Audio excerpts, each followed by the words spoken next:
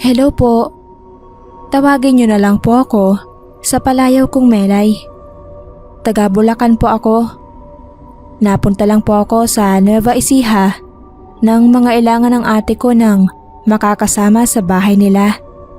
Sumampa na kasi ulit sa barko ang asawa niyang seaman at isa pa, kapapanganak pa lang ng ate ko sa pangalawa niyang anak. Mga taong 2019 noon nang may mangyaring kakaiba sa apartment nila Ate Mayet. Natatandaan ko pa na wala pa akong trabaho ng mga panahong iyon dahil kakagraduate ko pa lang ng college.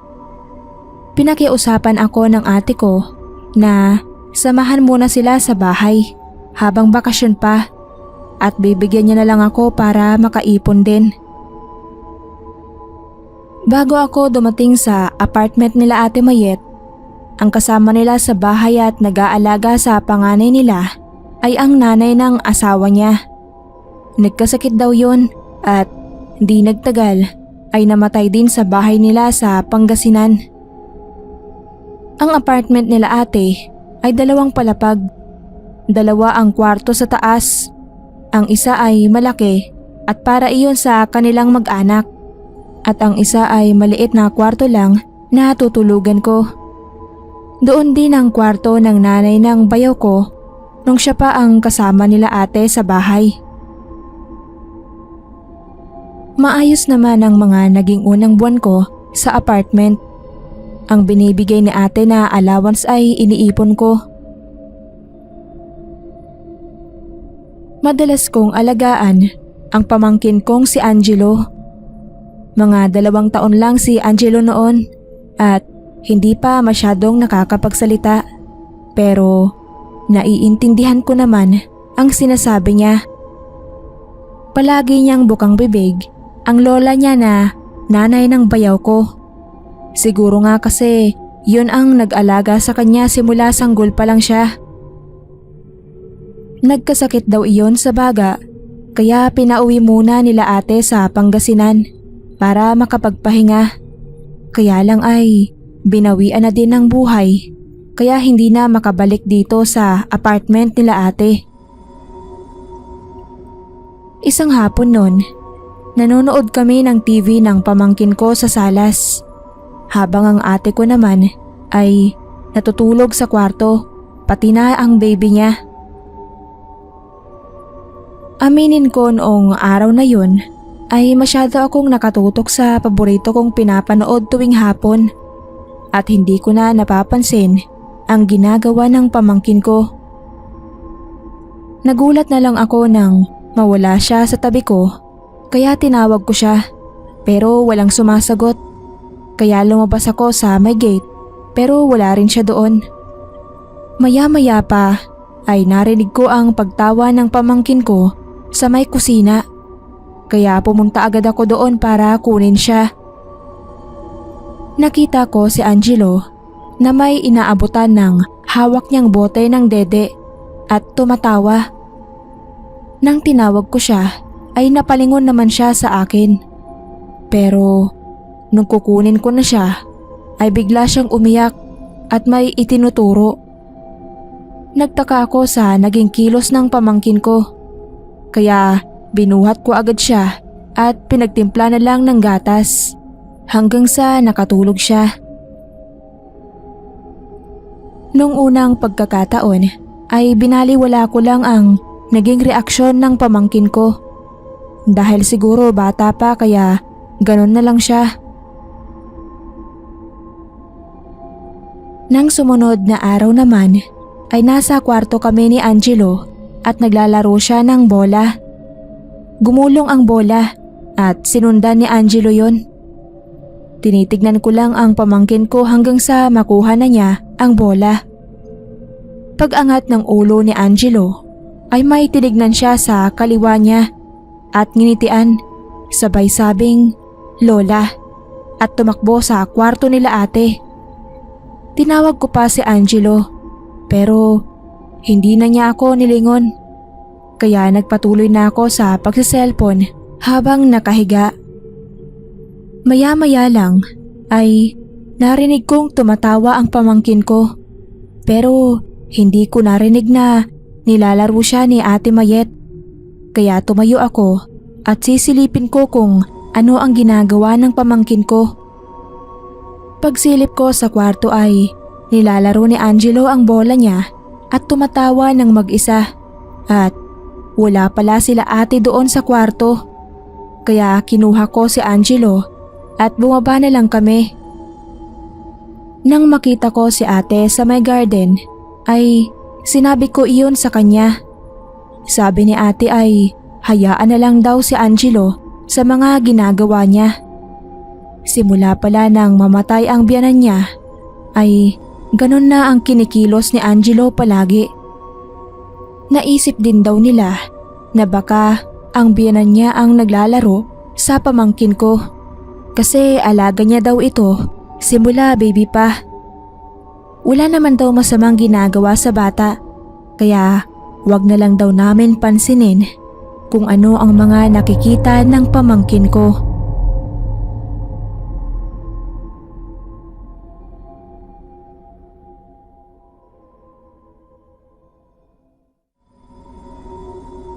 Magandang araw po. Donalyn nga po pala ang pangalan ko. Nursing student. May gusto po sana akong i-share sa inyo at sa mga tagapakinig. Nangyari po ito nung mawala ang panganay kong kapatid na si Ate Erica. Ang sabi ni Mama, mula nang ipinanganak si Ate Erica ay may butas na ang puso niya. Kaya bawal siyang mapagod. Sumobra ang saya at ang lungkot, pati ang pagsigaw dahil malaki ang epekto nito sa puso niya. Hindi raw siya agad napaoperahan dahil wala daw pera sila mama nung pinanganak si ate. Dalawa lang kaming magkapatid at dahil bunso ako ay normal na sa amin ni ate ang pagtatalo sa maliit na bagay. Pero ang madalas namin pinagtatalunan ng ate ko ay kung sino ang maghuhugas ng mga pinggan, lalo na kung marami ang hugasan namin. Pero alam ko naman ang limitasyon ko sa pakikipagtalo sa ate ko. Baka kasi ano pang mangyari sa kanya, kaya ako na mismo ang tumitigil. Nasa 4th year high school na noon si ate at ako naman ay grade 6. 5 taon ang agwat ng edad namin. Matalino si ate, kaya sa kanya ako nagpapaturo ng mga assignment ko sa school. Gusto ko din kasi sundan ang yapak niya sa pagiging valedictorian sa school. Marami akong oras na nasayang kasama ang ate ko na sana naging masaya lang kami at hindi nag-aaway. Hanggang ngayon ay pinagsisisihan ko pa. Limitado din kasi ang mga pwedeng gawin ni Ate Erica dahil sa sakit niya sa puso. Ganun pa man, hindi pa rin namin mapipigilan ang pagkamatay ng ate ko. Natatandaan ko pa noon pagka-uwi ko galing school. Sinabi sa akin ng kapitbahay namin na sinugod daw ang ate ko sa hospital dahil inatake sa puso. Kaya ibinaba ko na lang noon ang bag ko at nagmadali akong pumunta sa hospital. Medyo malapit lang din sa amin. Isang sakay lang ay nandoon na. Naabutan ko noon si Mama na umiiyak at nakaupo sa isang sulok habang pinapakalma ni Papa. Inatake daw sa puso ang ate ko at hindi na nagising. Dinala daw nila sa hospital pero hindi na umabot. Hindi agad pumasok sa isip ko na wala na si Ate Erica ng mga oras na iyon. Simula nang mawala si ate ay nagbago ang lahat sa bahay. Wala na yung palagi kong kaaway at kakampi sa tuwing papagalitan ako ni Mama at kaaway sa tuwing maghuhugas na ng pinggan. Makalipas ang isang buwan nun ay may mga bagay din akong napansin nung mawala na si ate. Katulad na lang na minsan nakita kong nakabukas ang kwarto ni Ate Erica Pero hindi pa naman daw binuksan ni Mama yon pagkatapos ng libing ni ate. Dahil hindi pa niya kaya na makita ulit ang mga gamit ng ate ko. May isang gabi pa nun na parang naririnig ko na kumakalabog ang mga pinggan sa may lababo kahit 10 oras na ng gabi. Kapag lumalabas naman ako para silipin ay maayos naman na nasa lagayan lahat at wala namang tao dahil nakapatay ang ilaw sa kusina. Pero isang beses noon na walang pasok sa school at sina Mama ay nasa bayan. Nasa sala ako at gumagawa ng assignment habang nakikinig sa radyo ay may narinig akong sumitsit. Hindi ko na lang pinansin dahil baka guni-guni ko lang. Maya-maya pa ay naulit at mas malakas kaya pinatay ko muna ang radyo at lumabas ako para tignan pero wala namang tao doon. Kaya bumalik na lang ako sa loob ng bahay. Habang nagsusulat ako ay nakarinig naman ako ng parang may naguhugas ng pinggan sa kusina. Nung oras na yon ay kinabahan na ako dahil ako lang mag-isa ang nasa bahay. Pero sinubukan ko pa ring tingnan kung anong meron sa kusina. Gumapang ang kilabot sa katawan ko nang makita ko ang bulto ng katawan ng isang babae na nakatalikod. Alam kong si ate yon. Hindi ko na inantay na lumingon siya at tumakbo na ako palabas ng bahay. Inantay ko na lang sina Mama sa may tindahan hanggang sa makauwi sila at kinuwento ko iyon kay Mama. Ang sabi niya, baka hindi pa kasi matanggap ni Ate Erica na maaga siyang nawala sa amin. Kaya ginagawa pa rin niya ang ibang bagay na nakasanayan niyang gawin nung nabubuhay pa siya.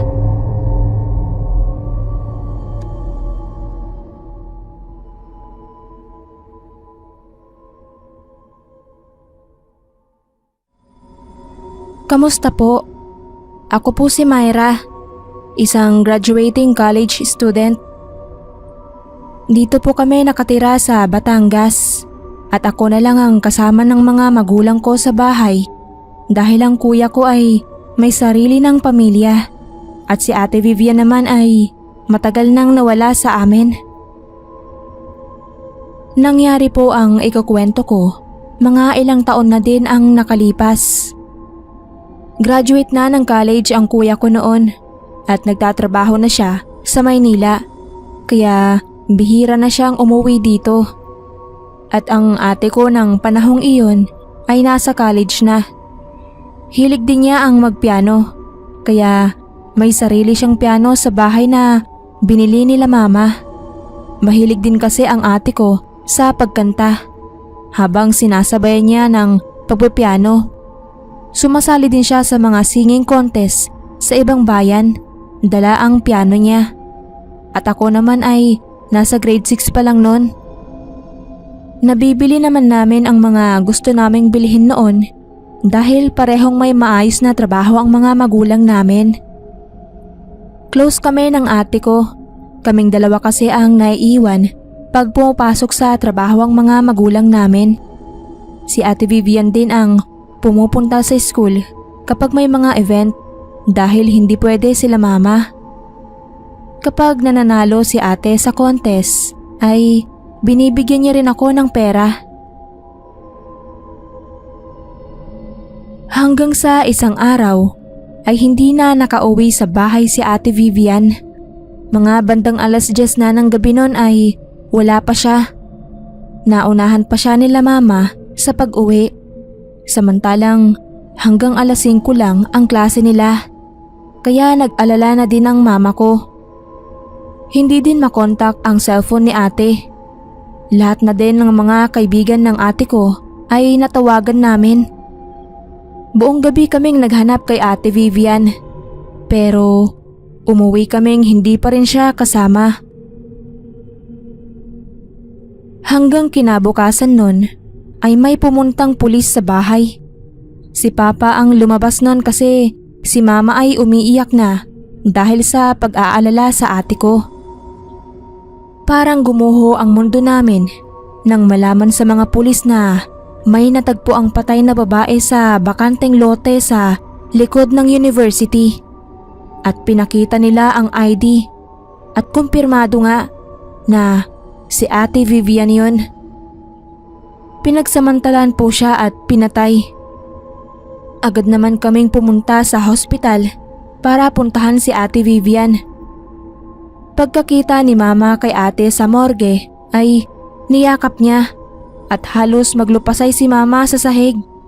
Ako naman ay nasa isang sulok lang nun at nakatulala dahil hindi pa rin ako makapaniwala na mangyayari kay ate yun. Nag-imbestiga na ang mga pulis sa nangyari sa ate ko at nahuli rin naman ang gumawa nun sa kanya. Binurol nun si Ate Vivian sa bahay ng 5 araw at pagkatapos ng libing niya ay nagparamdam agad si ate ko. Nasa kwarto ko noon nang maamoy ko ang paborito niyang pabango. Pagsilip ko sa pintuan ay sarado naman ang kwarto ng ate ko. Pero halos madikit na sa ilong ko ang amoy sa sobrang lakas. Ang kwarto pala ni ate ay nilak na ni papa. Alam ko na nasa paligid lang si ate nun, kaya ganun na lang kalakas ang amoy ng pabango niya. Isang gabi naman, kaming dalawa lang ni kuya sa bahay dahil nasa trabaho pa sila mama. Naisipan kong bumaba para magtimpla ng gatas. Ganun kasi ang ginagawa ko bago matulog. Pinuntahan ko din si kuya sa kwarto niya pero tulog na siya. Nang nasa hagdan na ako ay may narinig ako na tumutunog sa baba. Akala ko ay dumating na si na mama. Bukod kasi kay ate ay si papa lang ang marunong tumugtog sa amin. Pero nang bumaba ako para tingnan ay si Ate Vivian ang nakita ko. At ang tinutugtog niya ay ang paborito niyang gamitin palagi kapag sumasali siya sa contest. Hindi ako umalis sa pagkakatayo ko kahit nanginginig na din ako sa takot. Nakita ko din na may tumutulong luha sa kaliwang pisngi ng ate ko. Nanikip ang dibdib ko dahil sa nakita at napaiyak na rin ako. Nang pinunasan ko na ang luha ko ng mga kamay ko ay napapikit ako at pagdilat ko ay wala na si Ate Vivian at tumigil na rin ang tunog ng piano. Marahil ay hindi pa rin matanggap ng ate ko ang biglaan niyang pagkamatay kaya ipinaparamdam niya sa amin ang presensya niya gamit ang paborito niyang instrument, ang piano.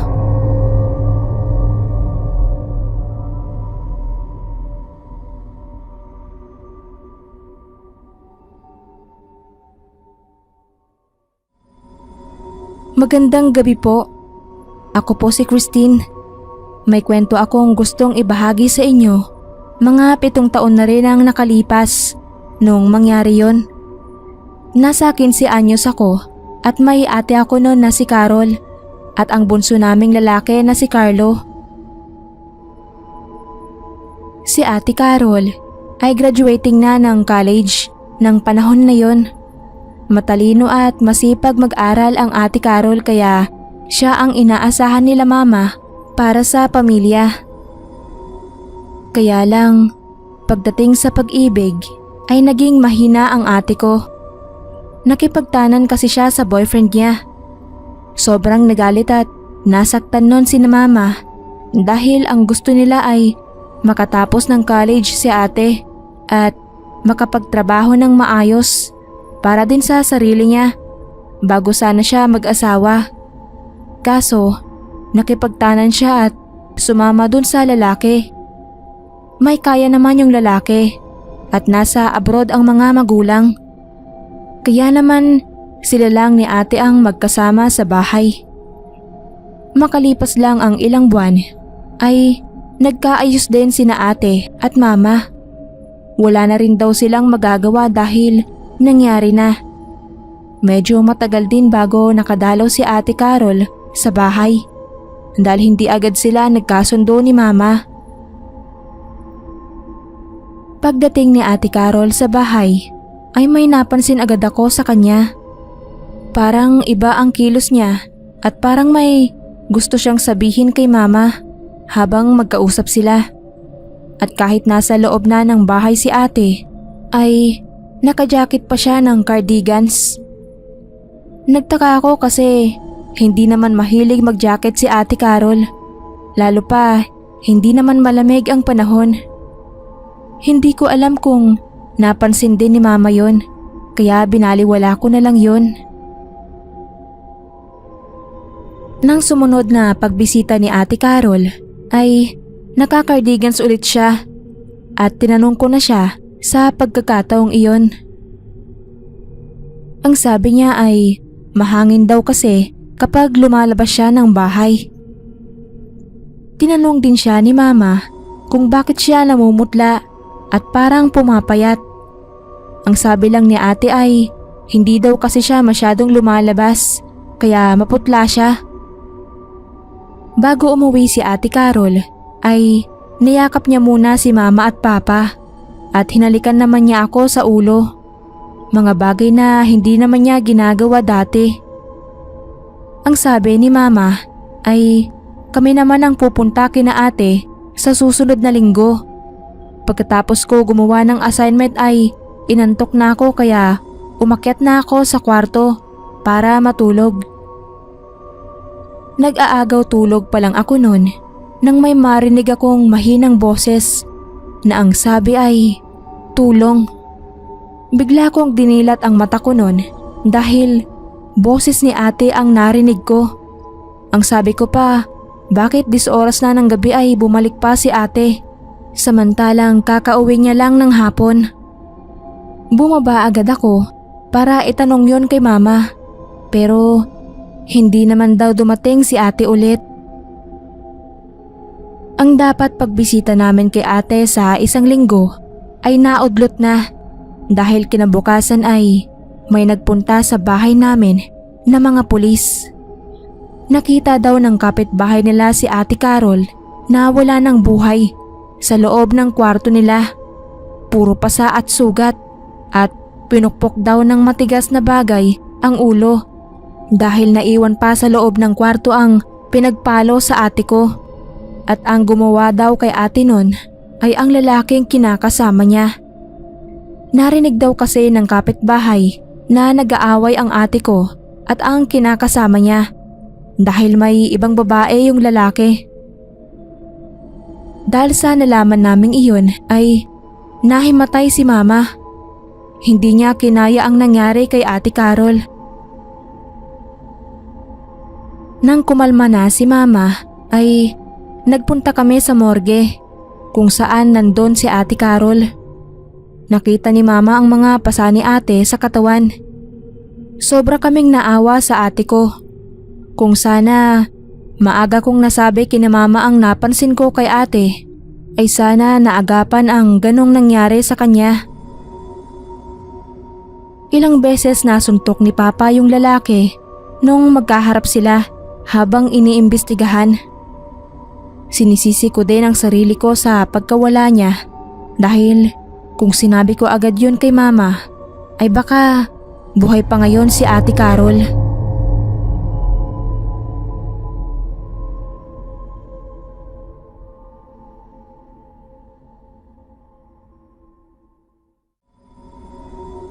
Kamusta po kayo?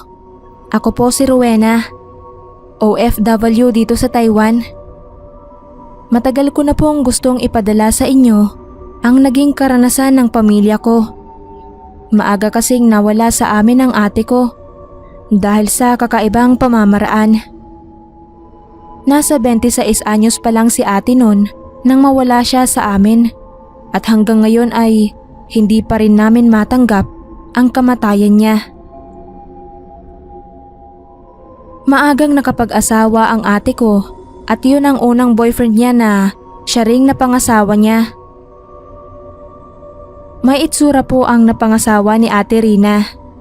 Maganda din naman po si ate at medyo chubby. Unang pagpunta pa lang ng lalaki sa bahay ay may pakiramdam na ako na babaero yun. Iba rin kasi ang karisma. Pihikan ang ate ko. Maraming matinong manliligaw ang umiyak sa kanya. Pero sa siraulo at walang kwentang tao lang pala siya mapupunta. 2 taon din nagsama ang ate ko at asawa niya.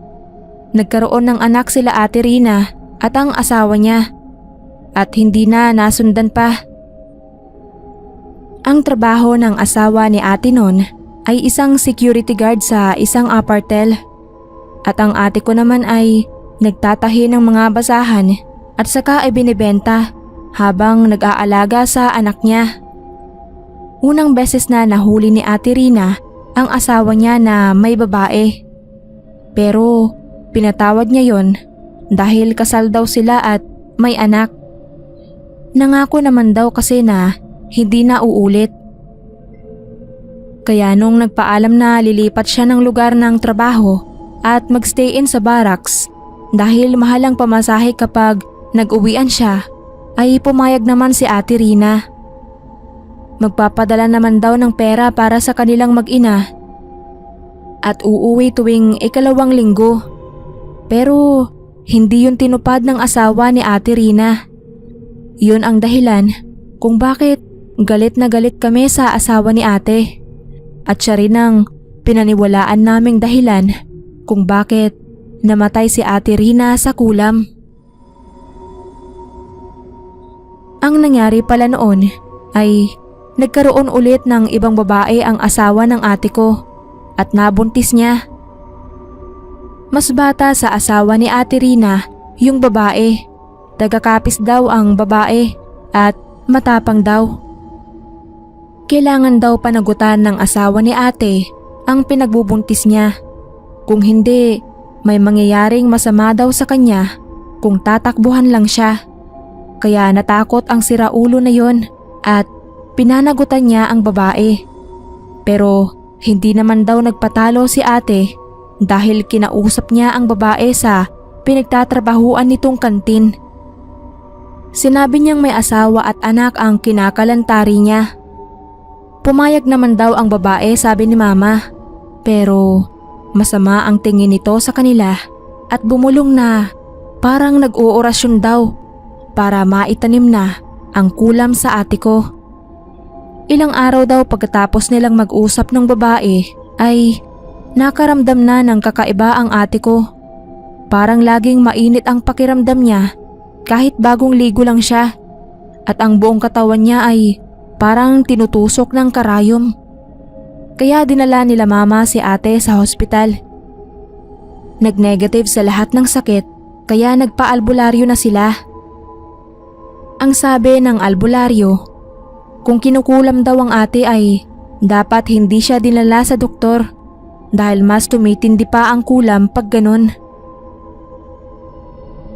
Doon na kami tumira ni mama sa bahay ni ate para mabantayan siya at ang anak niya. Lalo na kasing lumalala ang kalagayan ng ate ko. Halos gabi-gabi siyang umiiyak sa sakit na nararamdaman niya na parang may tumutusok sa buong katawan niya. Puno na rin ng sugat ang buong katawan ng ate ko. Nang puntahan ulit siya ng albularyo ay gumamit ng itlog para malaman kung ano ang nagbibigay ng sakit sa ate ko. Maya-maya pa ay ibinigay ng albularyo ang itlog kay mama at saka binasag. Nakita namin na may maliit na karayom sa loob nun. Yun daw ang dahilan kung bakit nagkakasakit si ate. Sobrang nangihina na si ate nun. Mga ilang araw lang din ang lumipas ay binawian na ng buhay ang ate ko. Hindi na rin niya nakayanan ang sakit na nararamdaman niya. Galit kami sa gumawa kay ate nun, pero mas galit na galit kami sa asawa niya na siyang dahilan ng pagkamatay ng ate ko. Hindi na rin nagpakita ang lalaking yon simula nang mawala ang Ate Rina. Ngayon ay kasalukuyan nang nasa pangangalaga ni mama ang anak ni Ate Rina At lahat ng pagmamahal ay ibinibigay namin sa pamangkin ko para hindi niya maramdaman na wala na siyang magulang.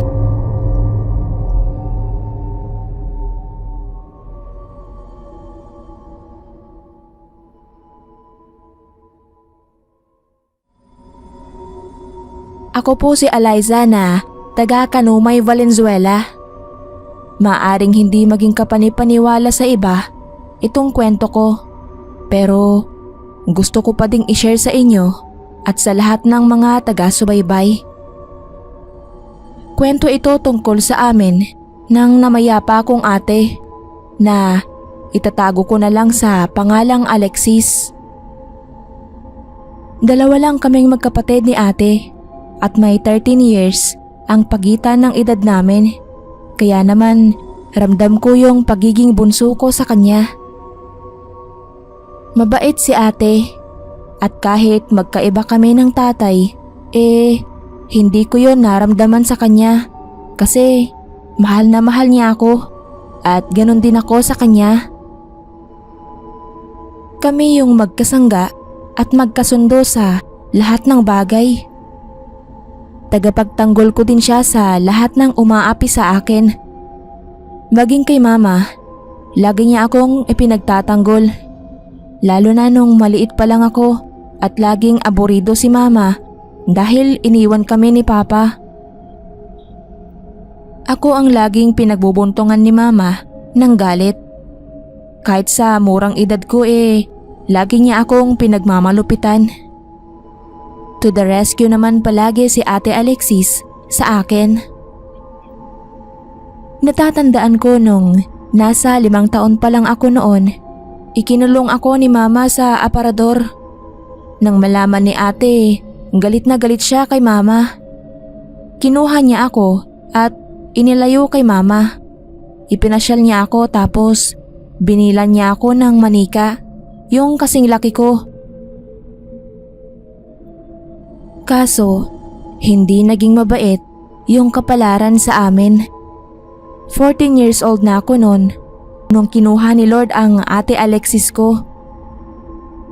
Sobrang sakit po noon sa akin. May times na halos na-depress ako. Hindi ko matanggap na wala na ang ate ko, yung nag-iisang kakampi ko. Kasi sa totoo lang po, mas mahal ko pa siya kaysa kay mama ko. Kasi mas sa kanya ko nararamdaman yung pagmamahal na hinahanap ko kay mama. Naging malungkutin ako mula noon. Nawalan na ako ng ganang makihalubilo. Nag-aaral ako pero wala akong kaibigan.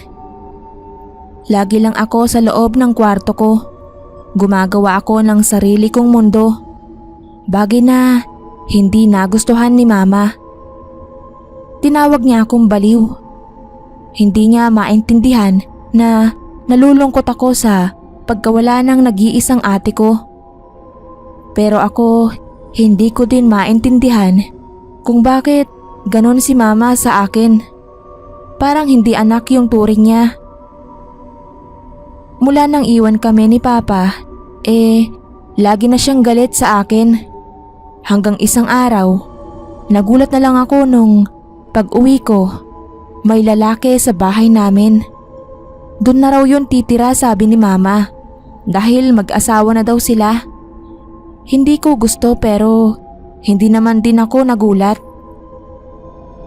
Parang wala na din akong pakialam, basta wag lang din nila akong pakikialaman. Kaso hindi ganon ang gusto nilang mangyari, lalo na nung bagong asawa ni mama. Salbahe siya. Lagi niya akong kinukulit.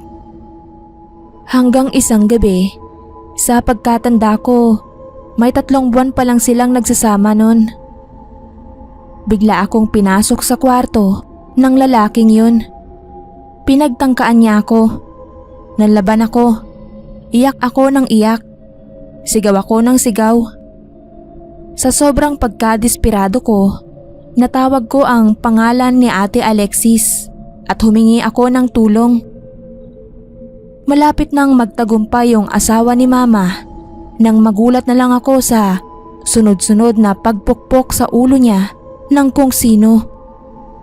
Binitawan niya ako at akmang haharapin yung gumawa nun sa kanya nang bigla naman siyang hatawin nun sa muka. Natumba sa sahig yung lalaki at nawalan ng malay. Noon tumambad sa akin ang gumawa nun sa kanya at sobrang nabigla talaga ako nang makita ko yung manikang bigay sa akin ni Ate Alexis na kasing laki ko noong nasa 5 taon pa lang ako. May hawak siyang isang kahoy at mabalasik ang mukhang nakatitig sa asawa ni Mama na nakahandusay na sa sahig.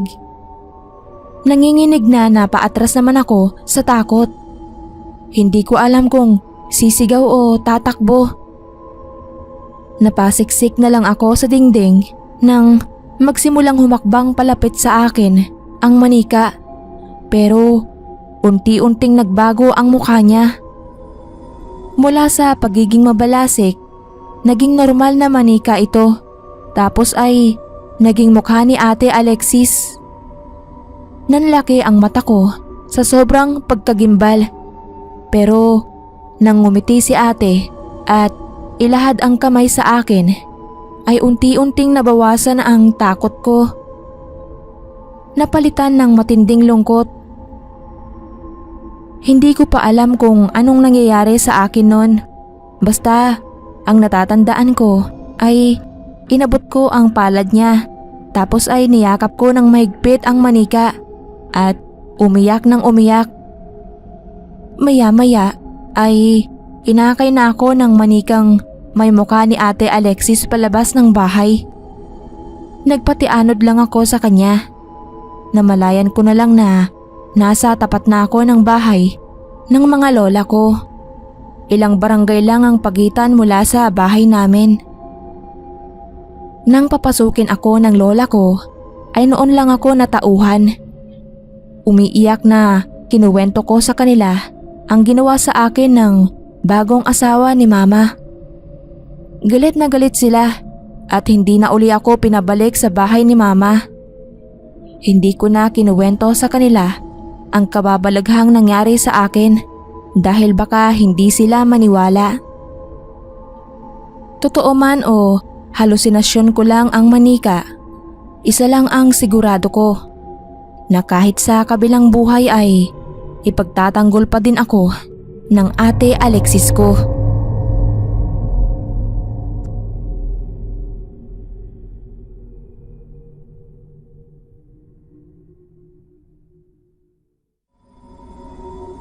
Magandang araw po sa lahat ng tagapakinig. Isa po ako sa masukid na taga-subaybay ng channel na to, mga kapasta. Lorena ang pangalan ko. 48 na ang edad ko ngayon at bunso sa 5 magkakapatid. Ang kwentong ibabahagi ko sa inyo ay tungkol sa Ate Minerva ko. Nakagisnan ko nang siya ang nag-aalaga sa akin dahil mula nang mamatay ang mga magulang namin ay siya na ang tumayong nanay at tatay sa amin. Naging katuwang din naman siya ng ilang nakakatandang kapatid ko, pero maagang nagsipag-asawa ang mga yun, kaya kami na lang ni ate ang naging magkasama sa buhay. Lahat ng pag-aaruga at sakripisyo ay ginawa niya para maitaguyod ako. Kaya naman nung lumaki ako at nagkaroon ng pagkakataong makaganti sa utang na loob sa kanya, ay sinuklean ko ang lahat ng hirap niya. Nagkaroon siya ng 2 anak na maaga ring nag-asawa, kaya balik kaming 2 na magkasama sa bahay. Hanggang sa magkasakit siya ay inalagaan ko siya ng husto, pero nagkaroon kami ng pagtatalo ni Ate Minerva dahil tumanggi na siyang magpagamot. Gusto niyang hayaan ko na lang siya dahil ayaw niya daw maging pabigat sa amin ng mga anak niya na hindi naman nagpapabaya sa mga gastusin at pagpapagamot niya.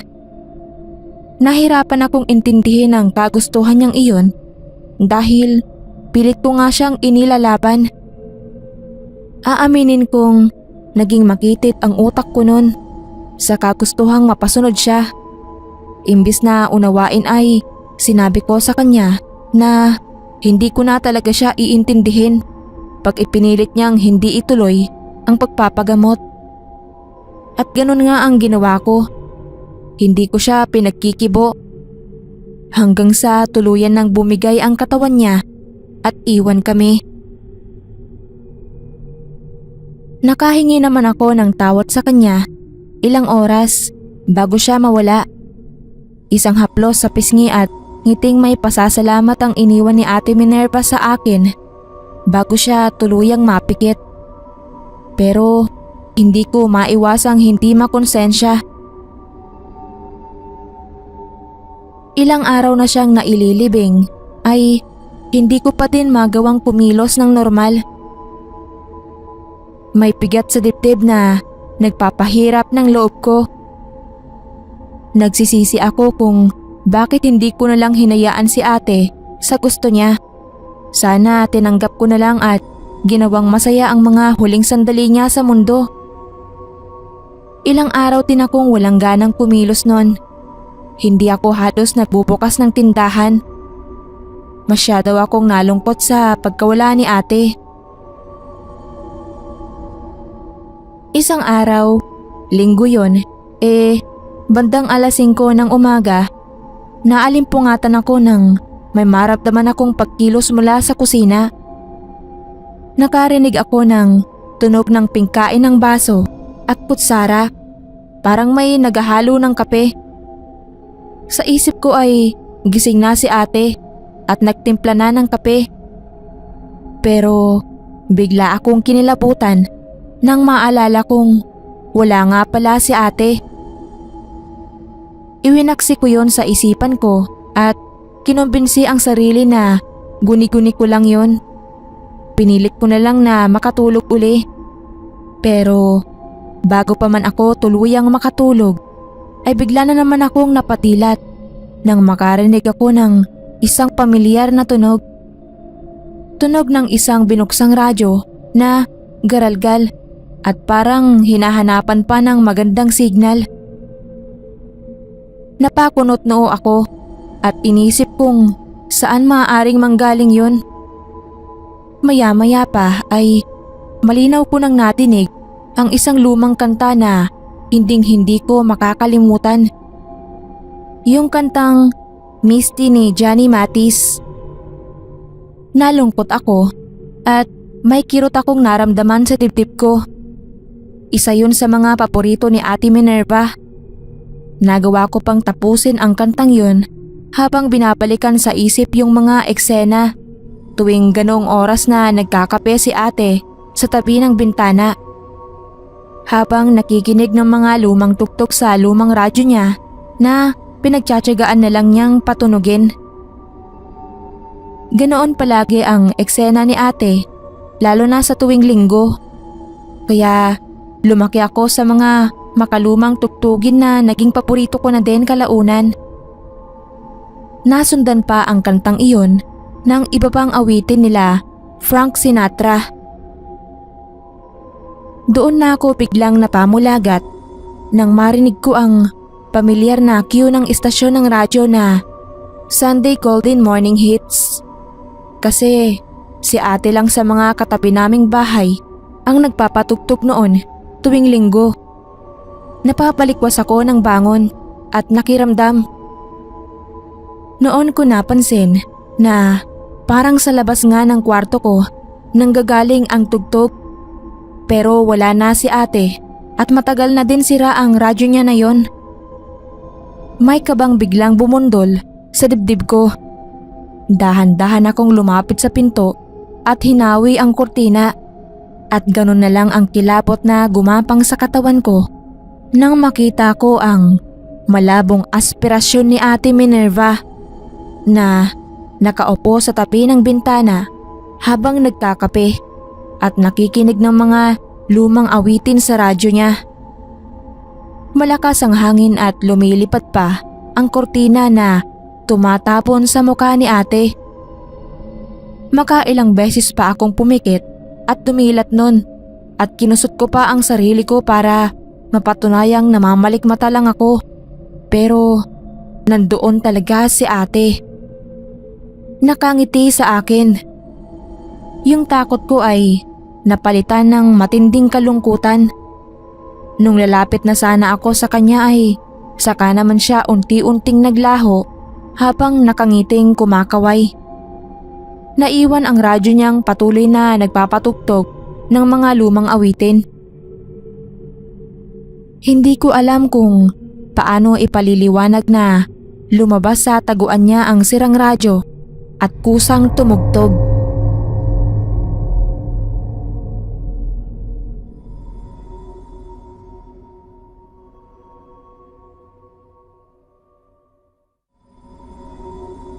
Magtatago po ako sa pangalang Remily, mga kapasta. Kagaya nyo ay avid listeners din ako ng channel na to. Ilang beses na akong nag-message at sana po sa pagkakataong ito ay mapili na ang pinadala kong kwento. 4 po kaming magkakapatid na puro babae. Pangalawa po ako sa bunso at sa 3 kong kapatid yung sinundan ko ang pinaka-close ko, si Ate Rosenda. Mula maliit kami, siya talaga yung kakampi at tagapagtanggol ko. Kaya nga idolo ko siya sa lahat ng bagay, lalo na sa kilos at pag-uugali. Mainhin at mabait kasi si Ate Rosenda at higit sa lahat ay relihiyosa. Siya yung nag-influence sa akin para maging active sa Catholic Church. Naging choir din ako at Marian devotee dahil sumusunod ako sa mga yapak niya. Hanggang sa nagsipagdalaga na kami ay nanatili yung closeness namin. Kaya lang dumating sa point na ginusto niyang umalis sa poder ng magulang namin. Ang sabi lang niya ay may mga bagay siyang gustong gawin sa buhay niya. Tutol man sina mama at papa ay wala silang nagawa sa kagustuhan ni Ate Rosenda. Sobrang nalungkot pero wala din akong nagawa. Ang importante ka ako masaya siya sa kung anuman ang gusto niyang gawin. Lumipas pa ang ilang taon. Madami nang nangyari sa buhay ko. Nagka-boyfriend din ako, si Dan, pero binuntis at niloko lang ako. Hindi ko akalain na may asawa at anak pala yon. Iniskandalo at hiniya pa ako sa harap ng mga kaibigan ko. Daig ko pa ang pinagsakloban ng langit at lupa sa sobrang sakit at kahihiyan. Sa sobrang pagka-depress ko nga po ay kamuntik pa akong magtangkang magpakamatay noon. Mabuti na lang at mas matibay pa din ang paniniwala ko kay Lord. Hindi ko inilihim yon kay Ate Rosenda kasi alam kong siya yung kakampi ko. Wala naman akong hinihinging kahit ano sa kanya. Ang gusto ko lang ay may mapaghingaan ako ng sakit na nararamdaman ko ng mga panahon na yon. Kaya ginusto kong makipagkita sa kanya.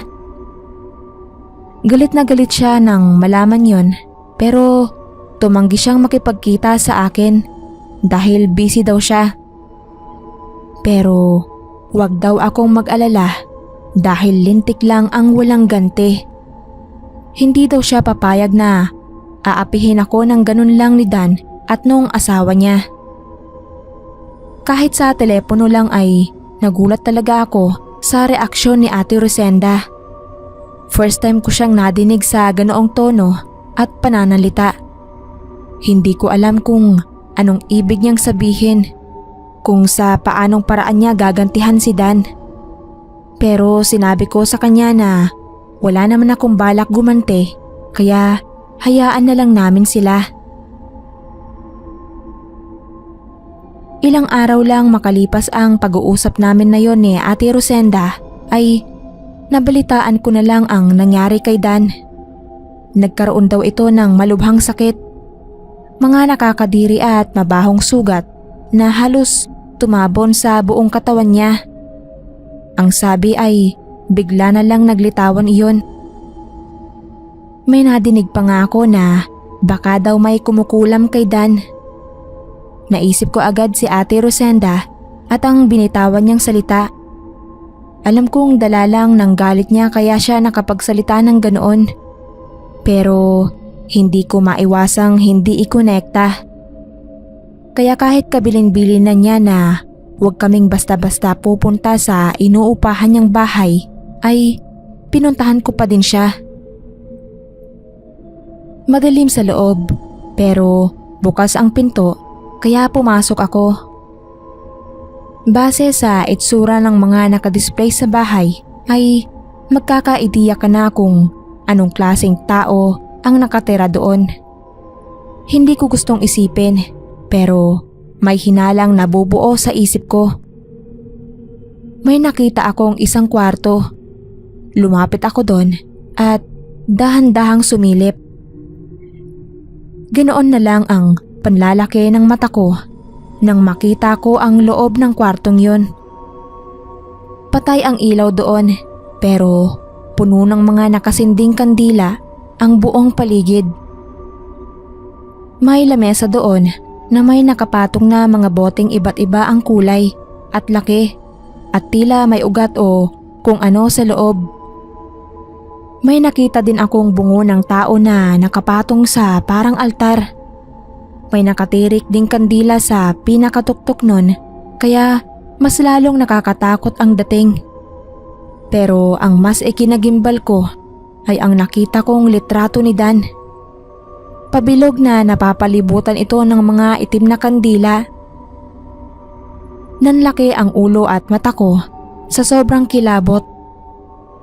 Kung ganon ay siya nga ang may kagagawan ng nangyari kay Dan. Hindi ako makapaniwala. Hindi ko lubusang maisip kung paano nangyaring ang ate na tinitingala at iniidolo ko mula pa noon ay nauwi sa ganito na kayang manakit at manalbahe ng kapwa. Noon biglang sumulpot mula sa likuran ko si ate. Galit na galit siya nang maabutan ako doon. Pero buong tapang ko siyang kinumpronta. Humingi ako ng paliwanag sa nakita ko. Tinanong ko kung anong nangyari sa kanya, kung bakit siya naging ganoon. Pero ayaw niyang magsalita. Mas mabuti daw na wala akong alam. Basta kung ano daw ang nakikita ko ay iyon na yun. Nanlumo ako mga kapasta. Hindi ko alam kung anong gagawin ko. Pero napakiusapan ko naman siya na pagalingin si Dan at sinunod naman niya.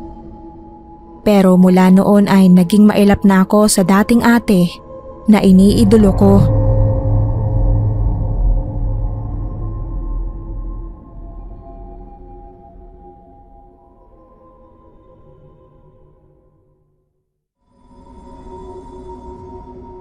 Tawagin niyo na lang po ako sa pangalang Carissa.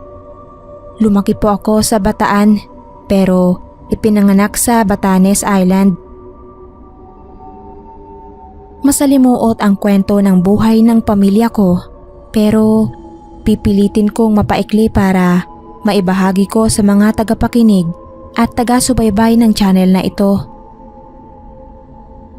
Nung magkasunod na mamatay sa aksidente ang mga magulang ko ay pinasiya kong bumalik sa bahay namin sa Ivana, Batanes.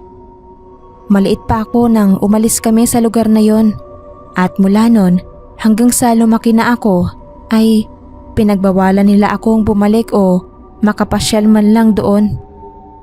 Hindi ko alam kung bakit pero pakiramdam ko ay may inililihim sila sa akin. Kaya ilang buwan pagkalibing nila ay umuwi ako doon. Gulat na gulat ang katiwala naming si Manang Aurea nang makita ako. Alam naman niya ang lahat ng tungkol sa akin, maging ang pagkamatay nila mama. Hindi lang daw niya inaasahan na bigla akong susulpot doon. Pero biglang umilap ang mata niya nang sabihin kong doon na muna ako titira. Hindi ko na lang pinansin yun. Sinabihan ko siya na habang nandoon ako ay pwede siyang umuwi muna sa kanila. Ako na lang bahala sa sarili at tatawagan ko na lang siya kapag may kailangan ako. Nakatulog agad ako nung gabing yon dahil sa pagod. Pero bandang hating gabi nang maalimpungatan ako. May narinig kasi akong kalabog sa kabilang kwarto. Parang may kumakatok mula sa loob. Kinakabahan ako dahil ang pagkakaalam ko bakante ang kwartong yon. Ginawang bodega ni mama at ako lang ang tao doon. Pero nawala din naman yon kaya hinayaan ko na lang at pinilit makatulog. Pero kahit anong gawin ko hindi talaga ako makatulog. Kahit anong tanggi ko sa isip ko nararamdaman ko talaga na parang hindi ako nag-iisa doon. Kaya tanghali na nung makabangon ako. Kinabukasan, binalak kong silipin kung ano yung kumakalabog sa kabilang kwarto, pero nakalak yun. Bandang hapon nung nagkakape ako sa kusina, naramdaman kong parang may nakasilip sa bintana. Paglingon ko ay nakita ko si Manang Aurea na sisilip-silip. Pareho pa kaming nagkagulatan. Inaalam daw niya kung may kailangan ako. Pero nahuli ko siyang hindi inaalisan ng tingin yung katabi ng kwarto ko kung saan may kumakalabog nung gabi. Nung sumunod na gabing yon, matapos kong maligo ay humarap ako sa salamin at nagsuklay. Nandoon na naman yung pakiramdam na parang may kasama ako doon na nagmamasid sa lahat ng kilos ko. Napatitig ako sa salamin. Bigla akong kinilabutan. Hindi ko alam kung bakit tingin ko ay parang may tao sa kabila nun. Maya-maya ay nakarinig ako ng boses ng babae na umiiyak. Tumindig agad ang balahibo ko dahil dinig ko na sa kabilang kwarto yon galing. Inilipat ko ang tenga ko sa dingding at nagulat ako nang bigla na lang kumalabog yon na parang kinatok ng malakas. Napasigaw ako sa takot, sabay layo sa dingding.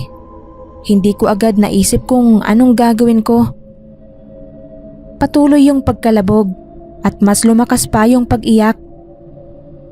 Naalarma na ako kaya dali-dali akong lumabas para buksan yung kabilang kwarto. Pero hindi ko alam kung nasaan ang mga susi. Wala akong choice kundi puntahan si Manang na nasa kabilang kalsada ang bahay. Pero pagbukas ko ng pinto ay nabuglawan ko siya doon. At tubili pa siyang pumasok, pero nang makita kong may hawak siyang mga susi agad kong pinabuksan sa kanya yung kwarto. Malakas ang kabog ng dibdib ko habang nakatago sa likod niya. Sunod-sunod din ang tanong ko kung ano yung naririnig ko na yon, kung may tao ba doon at kung sino yon. Hindi magkanda tuto si Manang sa pagbubukas na halatang ninenervyos din.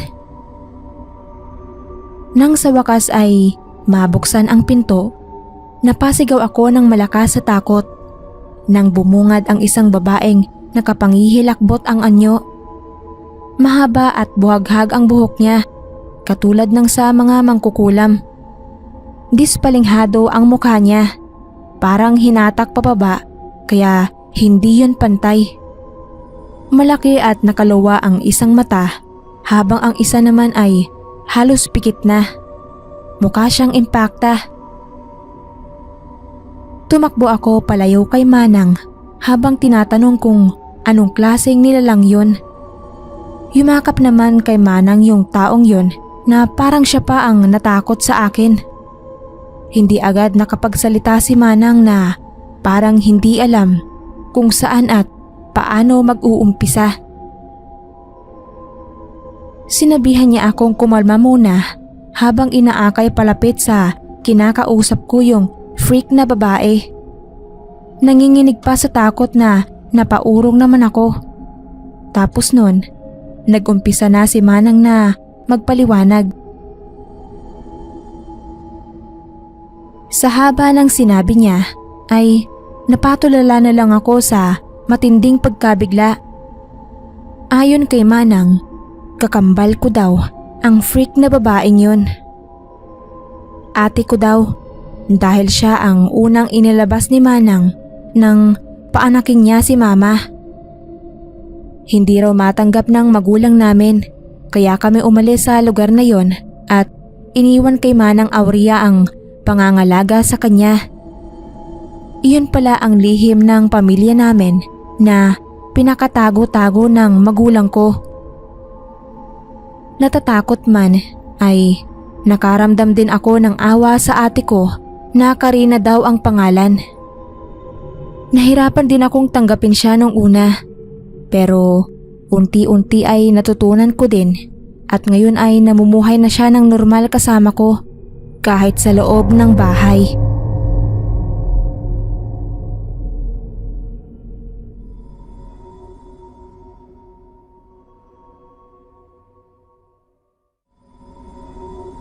Magandang araw po sa inyo. Ako po si Ellie ng Narvacan, Ilocos Sur. 31 years old na po ako at sa kasalukuyan ay nagtatrabaho dito sa Middle East. Taong 2009, edad 16 ako nang bigla na lang nawalang parang bula si Ate Alma. Kapatid ko po siya sa ina. Nag-iisang anak siya ni Mama sa pagkadalaga bago niya napangasawa si Papa. Dalawa lang naman kami ni Ariel na naging anak nila. Bata pa ako noon pero wala akong ibang natatandaan sa kanya kundi yung pagiging mabait at maalaga niya sa amin ni Ariel. Itinuring din niyang parang tunay na ama si Papa. Kahit na nga sa pagkatanda ko noon ay hindi naman mabait sa kanya si Papa. Ganon din si Mama. Ewan ko po pero natatandaan ko po kasi na lagi silang nagagalit kay Ate Alma. Ang bait-bait naman ni ate. Si Papa kahit tatay ko yun, aminado po ako na hindi talaga maganda ang ugali niya. Lalo na kapag nalalasing. Sinasaktan niya si Mama, pati na si Ate Alma, kahit hindi naman niya anak yun. Kaya lumaki kaming magkapatid na may takot sa kanya. Pero takot hindi bilang tatay namin siya, kundi takot kasi baka kami ay saktan niya. Isang araw, umuwi ako galing school. Mag-aalas 6 na noon kaya medyo padilim na. Nakita ko si tatay na galing sa likod bahay. Magubat po sa likod bahay namin. Maraming naglalakihang puno at sa dulo ay may ilog. Nagtaka ako nang mapansin kong may bahid ng dugo sa damit at kamay niya. Gusto ko siyang tanungin pero natakot ako kasi parang mainit ang ulo niya na parang natataranta. Nung gabing yun, hindi ko nakita si Ate Alma. Nung hinanap siya ni Mama, sinabi ko na hindi ko pa siya nakita mula nang umuwi ako. Noon lang nangyari yon kasi pag ganoong oras, naghahanda na si ate ng pagkain namin. Mula nun, hindi na namin siya nakita. Paulit-ulit na sinasabi ni Papa na baka daw sumamang nakipagtanan si ate sa boyfriend niya. Pero wala namang boyfriend ang ate ko. Pinaghanap naman siya ni Mama at nag-alala din siya kahit paano. Pero mas pinaniwalaan niya si Papa na baka nga nakipagtanan lang si ate. Kaya sabi niya ay hayaan na namin. Pero ako, palihim pa ding hinahanap si ate. Hindi kasi ako naniniwala na gagawin ni ate na basta na lang aalis. May 3 buwan na siyang hindi nagpapakita sa amin nun. Isang araw, habang naglalakad-lakad ako sa gubat para humanap ng mga dahon na gagamitin sa project namin, nakarinig ako ng tunog ng sangang naapakan. Hindi ko na lang sana papansinin pero biglang humangin ng malakas at nagliparan yung mga dahon kaya bigla akong napatayo. Tapos narinig kong may tumawag ng mahina sa pangalan ko. Sumabay yun sa malakas na ihip ng hangin. Nagpalingalinga ako pero nung wala akong makitang tao ay nagtayuan ang balahibo ko. Aalis na sana ako nang mahagip ng mata ko ang isang tao na nakatayo sa ilalim ng puno. Nang lingunin ko ay nagulat ako nang makita ko si Ate Alma. Natuwa ako at tinawag ko siya pero tumalikod na siya at nagsimulang humakbang palayo. Humabol ako habang sinisigaw ang pangalan niya. Nakarating kami sa ilog nang hindi pa din niya ako nililingon. Inabutan ko siyang nakatayo doon at umiiyak. Napahumindik ako nang makita kong duguan yung puting damit niya. Napalingon ako sa pinanggalingan ko. Inisip ko kung dapat bang tawagin ko sina mama. Pero paglingon ko ay biglang nawala si Ate Alma sa kinatatayuan niya. Hinanap ko siya sa paligid habang isinisigaw ang pangalan niya pero hindi ko na siya nakita. Tapos pagtingin ko sa ilog, nakita kong pumula iyon at may umaagos na dugo. Napasigaw ako sa takot at nagtatakbo pabalik sa amin. Nakasalubong ko si Papa. May dalang itak at masama ang tingin sa akin. Napaatras ako habang lumalapit naman si Papa hanggang sa nabunggo ako sa malaking bato at natumba. Doon na ako nagising. Hingal na hingal ako. Panaginip lang pala. Pero hindi po doon natapos yun. Mula nung unang beses na nanaginip ako ng ganoon ay nagsunod-sunod na yon. Laging ganoon ang eksena. Sa tuwing kinikwento ko naman kina mama at papa ay sinasabi nilang panaginip lang yon at huwag kong pag-iisipan. Pero paano ko pong hindi iisipin kung hindi na ako halos pinapatulog ng panaginip na yon? Hindi ko alam kung anong ibig sabihin. Kung buhay pa at nasa panganib ba si ate o patay na siya at may gusto siyang ipahiwatig. At bakit palaging kasama si Papa sa eksena? May hinalang nabubuo sa isip ko pero pilit kong inaalis. Hindi naman siguro magagawa ni Papa yon. Hanggang isang araw, nagulantang na lang kami sa balitang natagpo ang patay sa ilog si Papa. Walang may alam kung anong nangyari at sino ang may kagagawan. Pero napansin ko na mula noon ay hindi na ulit ako dinalaw ng masamang panaginip na yon tungkol kay Ate Alma. Hindi na rin talaga siya nagpakita sa amin kaya hindi ko maiwasang isipin na baka nga wala na rin siya at kaya natigil na ang panaginip ko ay dahil nakamit na niya ang hustisya sa pagkamatay ni Papa.